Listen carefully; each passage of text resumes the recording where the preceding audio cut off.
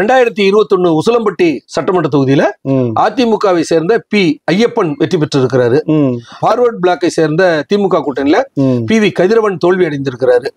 இங்கு அதிமுக பெற்ற வாக்கு 71,000 வாக்கு, திமுக கூட்டணி 63,000 வாக்குகள் வாங்கியிருக்கிறாங்க. நாம் தமிழர் 15,000 வாக்குகள் வாங்கியிருக்கிறாங்க. அமமுக 55,000 வாக்குகள் வாங்கியிருக்கிறாங்க என்று சொல்லணும். கூட அதிமுக கூட்டணி சட்டமன்ற தேர்தலில் 8,000 வாக்குகள் கூடுதலாக பெற்றிருக்கிறாங்க. அதிமுக தொகுதி தான் போல இருக்கு. ஆமா, எப்போதுமே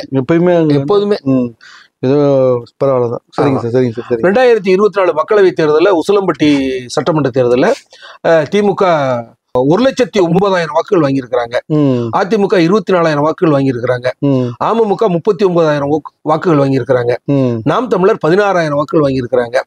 அதிமுகவும் பாஜகவும் தனித்து நின்று வாங்கிய வாக்குகளை இணைத்து பார்த்தோம்னா 63,000 வாக்குகள் வருது என்று சொன்னால் கூட திமுக கூட்டணி கூடுதலாக 46,000 வாக்குகள் கூடுதலாக வாங்கியிருக்கு. அதனால 2026 சட்டமன்ற தேர்தலில் உசிலம்பட்டி தொகுதியில திமுகவுக்கு வெற்றி வாய்ப்பு உள்ளதாக தெரியுது.